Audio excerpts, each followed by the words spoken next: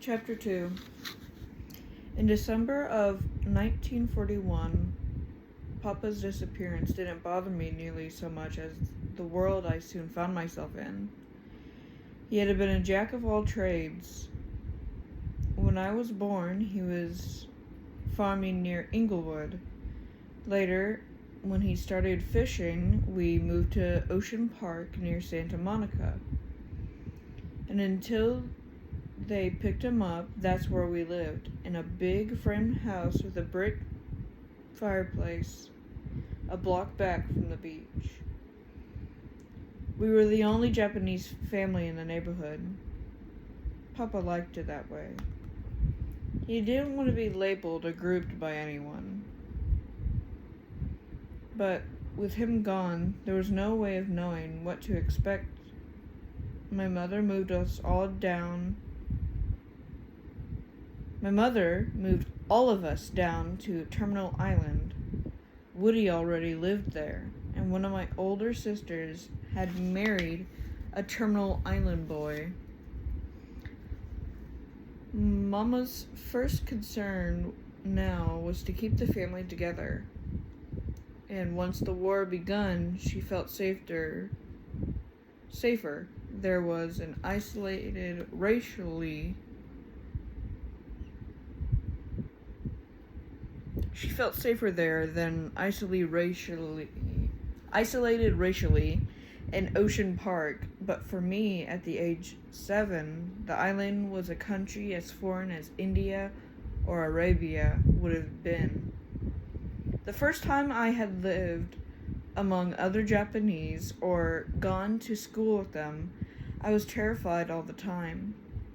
This was partly Papa's fault. One of his threats to keep us younger kids in line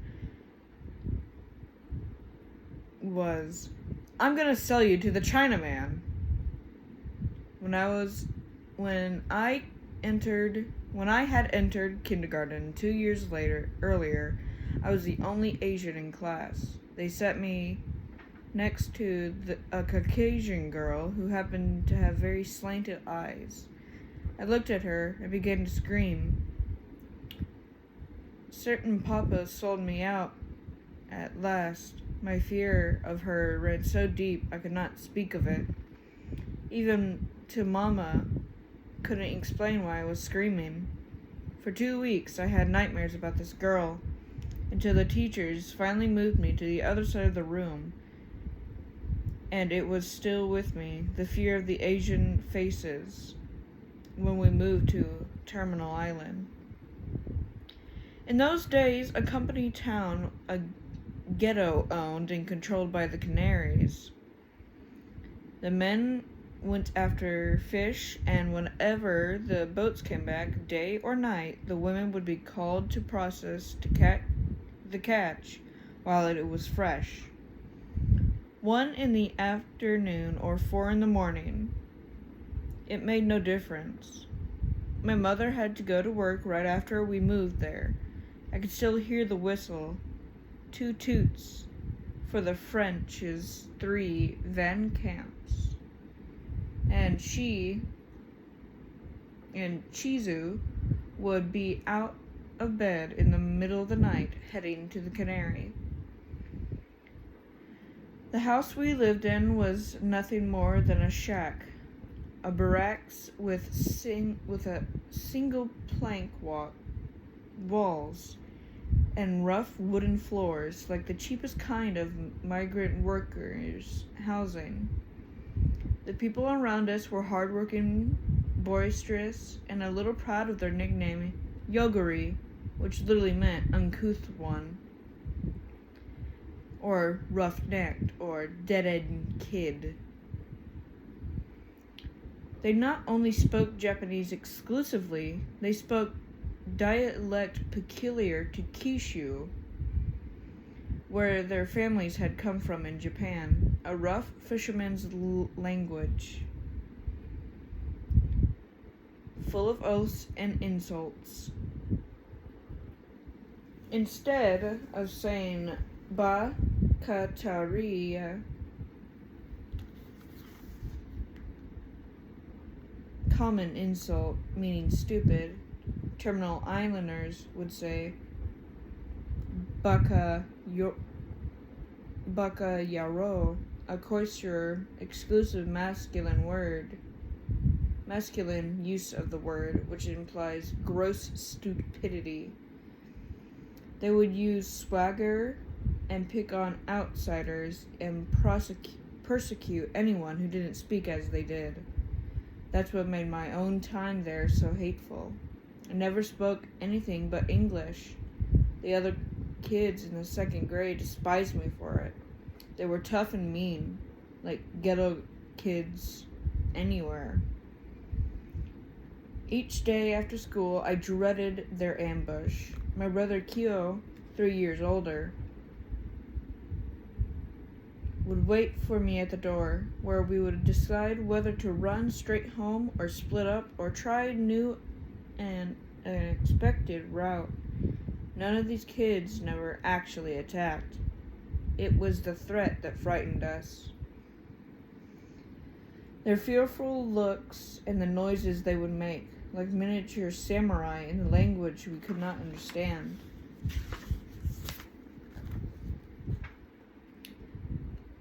At the time, it seemed we have been living under this reign of fear for years. In fact, we lived there for about 2 months.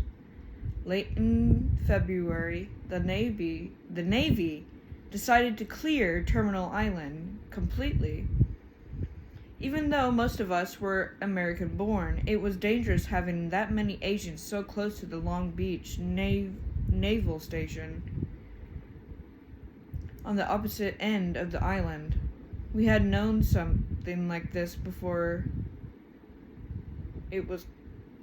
We had known something like this was coming, but like Papa's arrest, nothing much could be done ahead of time.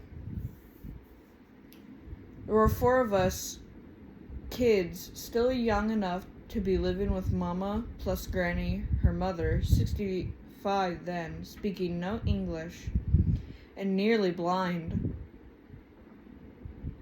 Mama didn't know where else she could get work, and we had nowhere else to move to.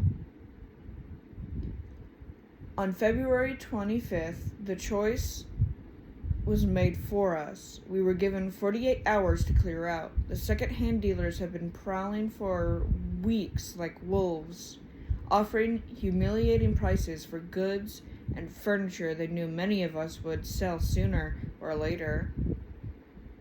Mama had left all of her valuable possessions in Ocean Park simply because she had nowhere to put them.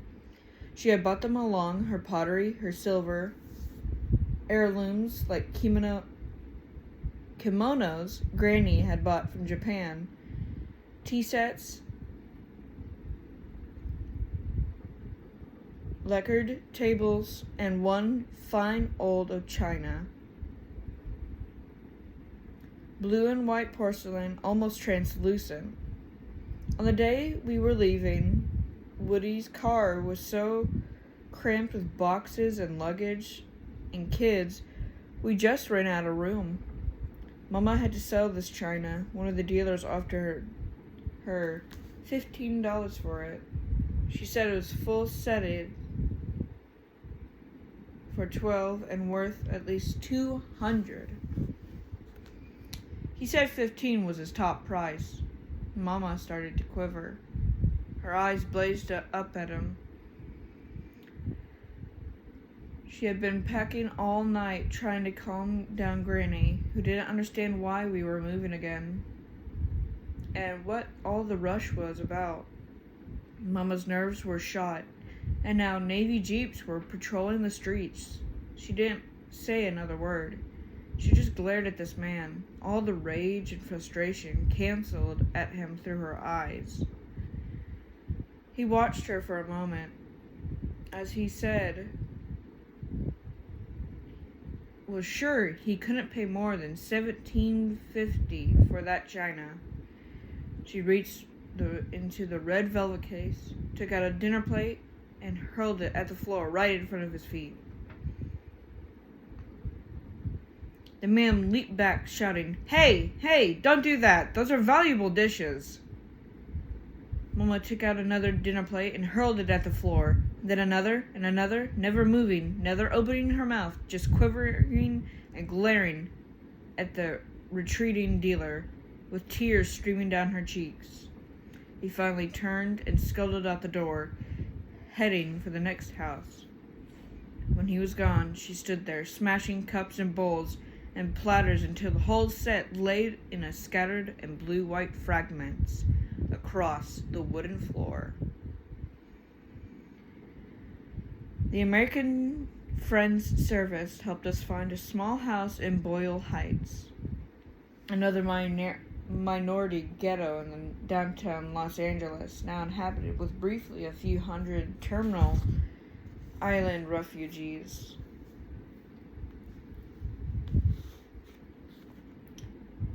Exclusive Order 9066 has been signed by the President Roosevelt, giving the War Department authority to define military areas in the western states to exclude them from anyone who might threaten the war effort. There was a lot of talk about the interment, or moving inland, or something like that, in store for all the Japanese Americans. I remember my brothers sitting around the table talking very intimately about what we were going to do, how we were going to keep the family together.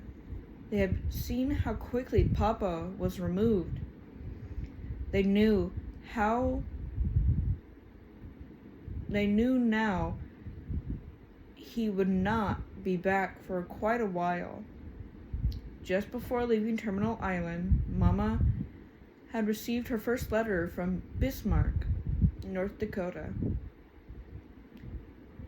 He had been imprisoned at Fort Lincoln in an all-male camp for enemy aliens. Papa had been the patriarch.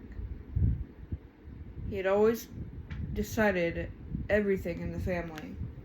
With him gone, my brothers, like counselors in the absence of the chief, worried about what would be done, what should be done. The ironic thing is, there wasn't much left to decide. These were mainly days of quiet, desperate waiting for what seemed at the time to be inevitable. There is a phrase the Japanese use in such situations. When something difficult must be endured, you would hear the old heads in Icy tell the others very quietly, Shigata nai, it cannot be helped. Shigata nai, it must be done.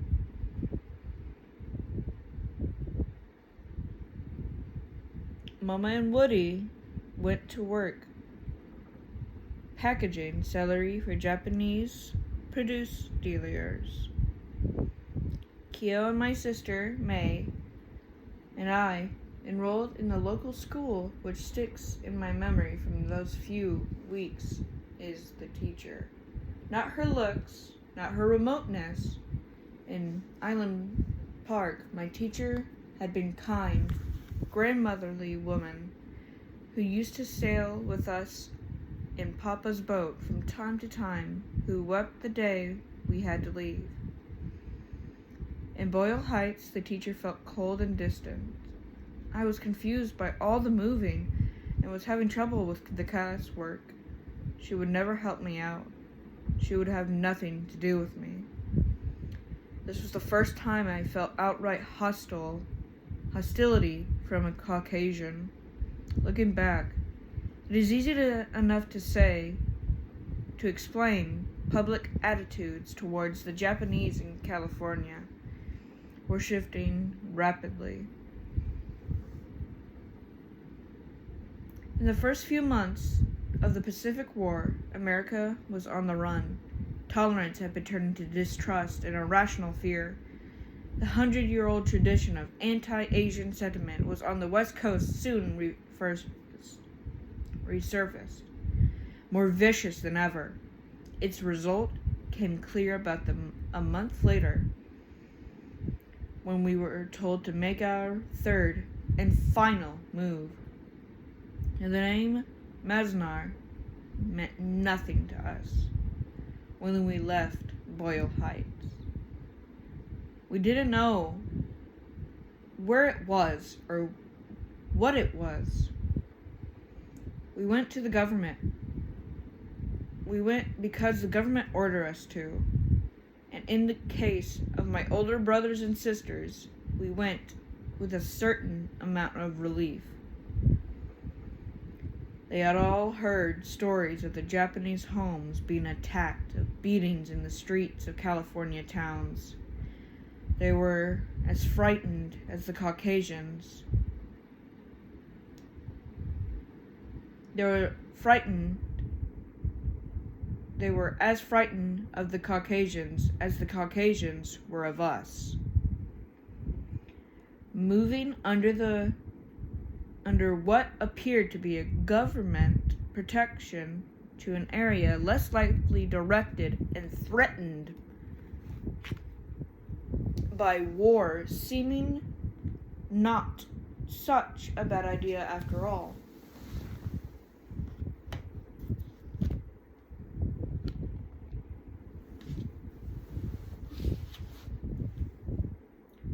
For some, it actually sounded like a fine adventure.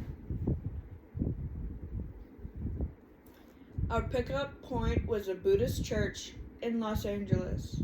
It was very early and misty. When we got there, with our luggage, Mama had bought heavy coats for all of us. She grew up in eastern Washington and knew anywhere in inland in early April would be cold. I was proud of my new coat, and I remember sitting on a duffel bag, trying to be friendly with a Greyhound driver. I smiled at him. He didn't smile back. He was befriending no one. Someone tied a numbered tag to my collar and to the duffel bag. Each family was given a number, and that became our official designation until the camps were closed.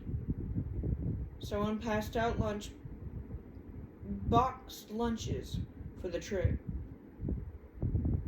We climbed aboard.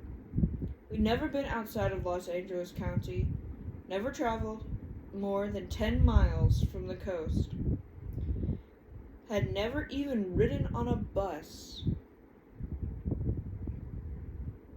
I was full of excitement, the way any kid would be, and wanted to look out the window, but for the first few hours, the shades were drawn.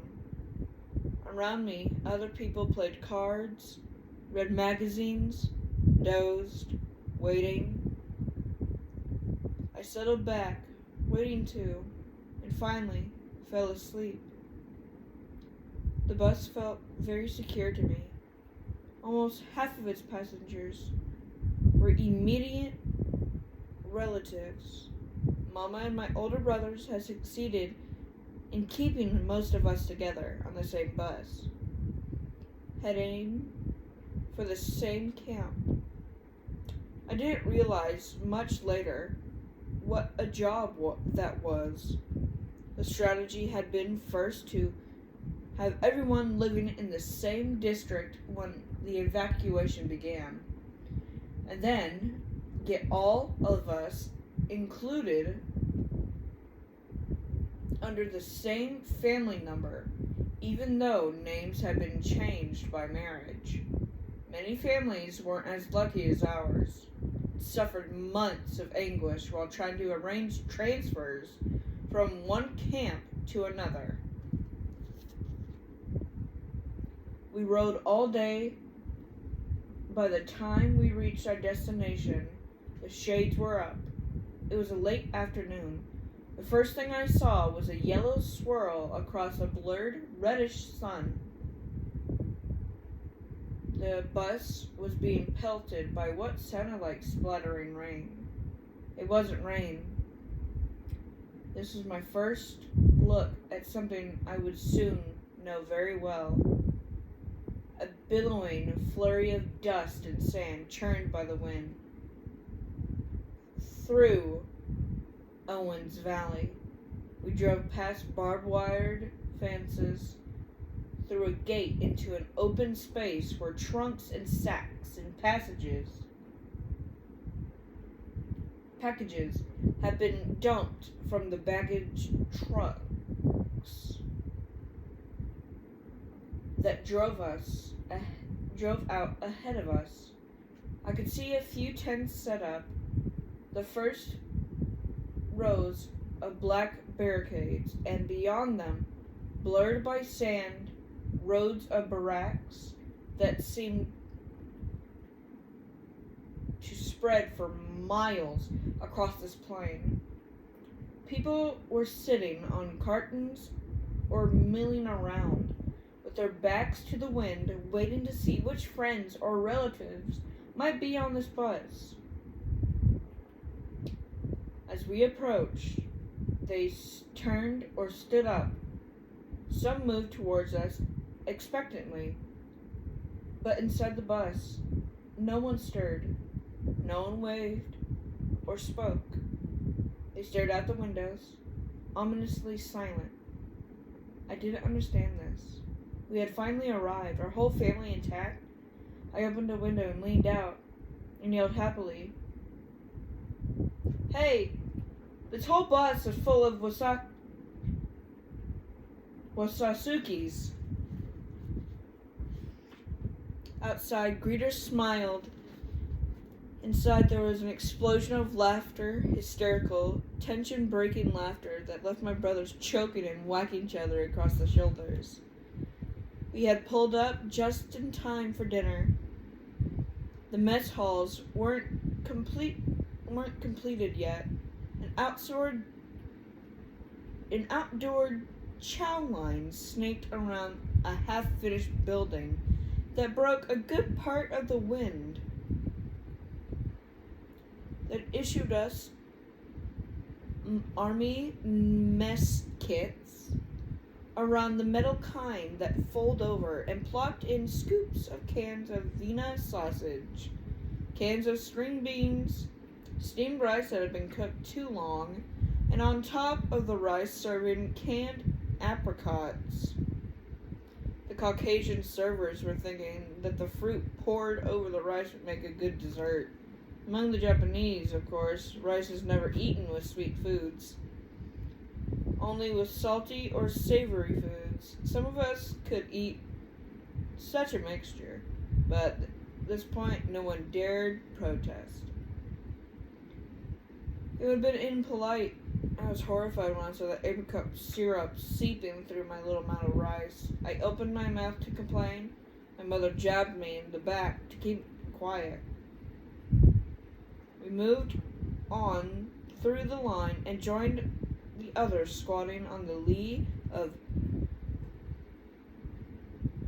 half-rise walls, dabbing courteously at what was, for anyone there, an inedible concoction. After dinner, we were taken to Block 16, a cluster of 15 barracks that had just been finished a day or so earlier, although finished was hardly the word for it. The shacks were built of one thickness of pine, planking covered with a tar paper. They sat on concrete footings with about 2 feet of open space between the floorboards and the ground. Gaps showed between the planks, and the weeks passed and the green wood dried out. The gaps widened, not holes gaped in the uncovered floor. Each barracks was divided into 6 units, 16 by 20 feet. about the size of a living room, with one bare bulb hanging from the ceiling, and oil stove for heat. We were assigned 2 of these for the 12 people in our family groups. And our official family number was enlarged by 3 digits. 16 plus the number of this barracks. We were issued steel army cots, 2 brown army blankets each, and some mattress covers, which my brother stuffed with straw. The first task was to divide up what space we had sleeping.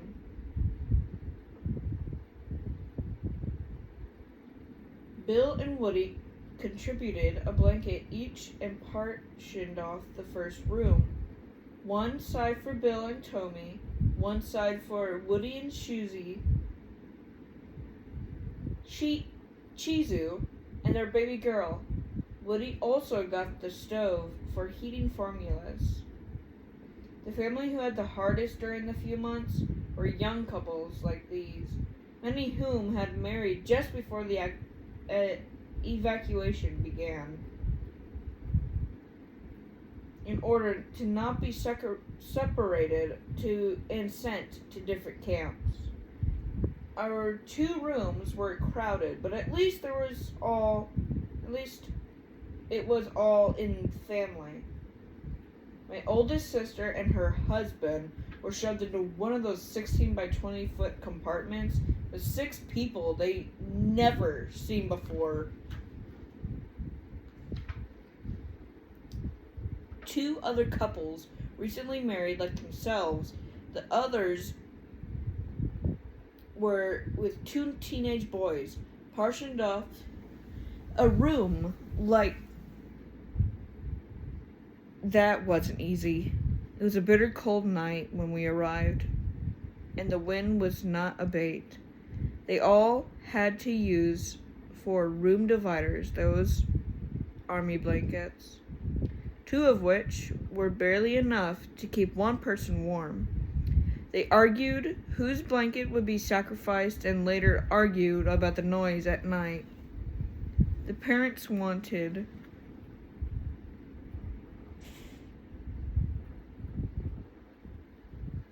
their boys, sorry I lost my place, by 9 p.m. They continued arguing over matters like that for 16 months until my sister and her husband left to harvest sugar beets in Idaho.